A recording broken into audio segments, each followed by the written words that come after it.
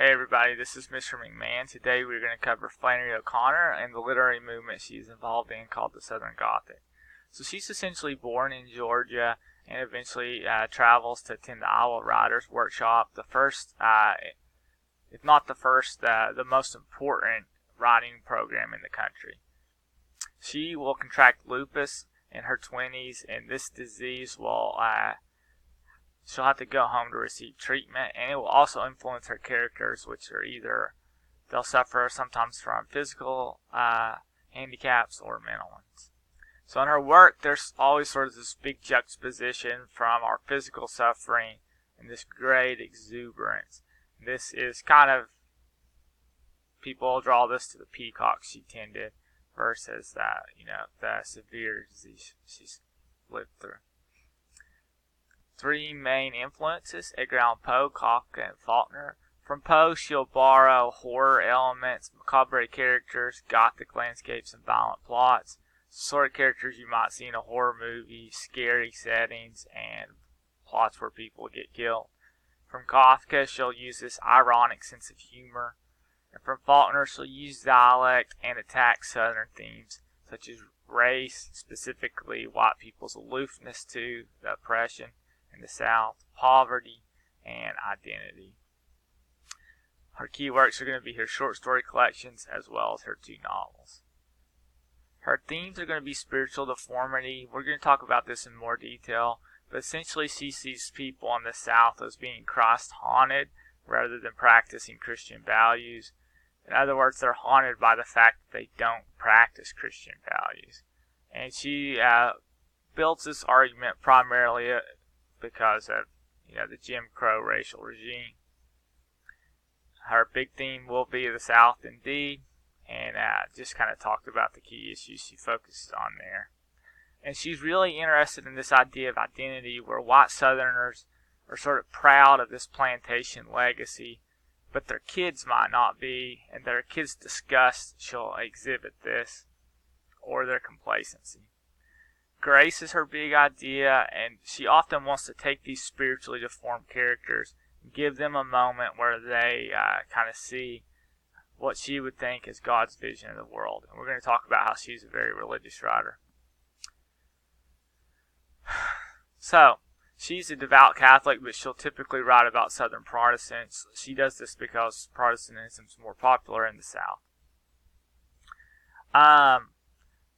Her characters, she says she tends to build her stories around them attempting to avoid God's grace. And then typically through violence, they'll have this shocking moment where they realize that they should be human and practice grace. She tries to create faith in the concrete, so real images, the action of characters, and their dialogue. She also practices the Southern Gothic tradition. So the traditional Gothic was an equivalent of the medieval genre of the Gothic. So we use these wild landscapes, think Count Dracula and castles. The Southern Gothic's the American subgenre. So we'll use primitive images from the Royal South, such as extreme poverty, sharecropping hunts.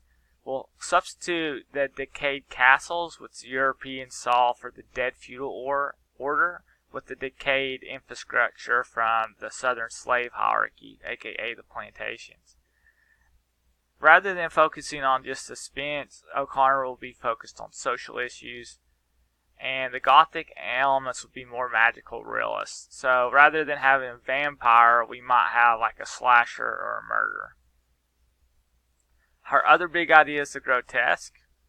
The grotesque is the unresolved clash of incompatibles in a work, and it's paralleled by ambivalence to the nature of the abnormal. Ambivalently abnormal. So what we'll often have is bizarre or absurd elements in the story, and the grotesque image you'll be unsure whether to laugh, be shocked, to be amused, or repulsed. So a character that's distorted either morally or physically would be an example of a grotesque character. And in A Good Man's Hard to Find, the grandmother is the primarily grotesque character. Think about how at the beginning of the story she dresses up like a quote-unquote lady, And at the end of the story, she's still dressed up like a lady, but completely disheveled because of the car accident.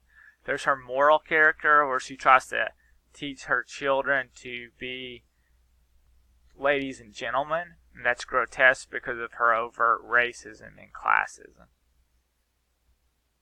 And so I've answered this question for us.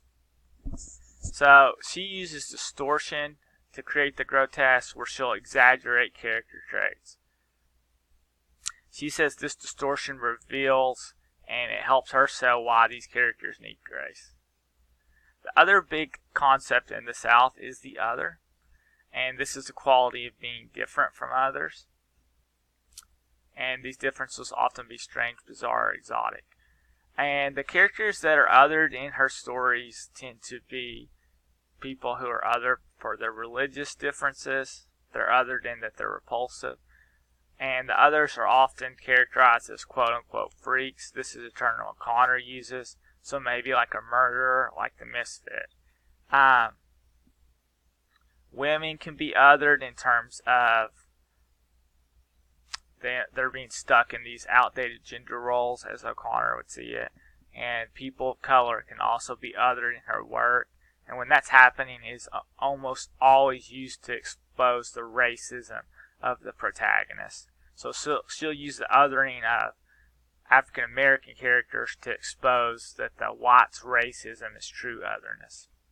So these will often be the conflict in her characters, this alienation of the other. Alright, so that is O'Connor's work. We've looked at a lot of different themes and techniques she uses. You'll want to apply this as you're reading her stories this week.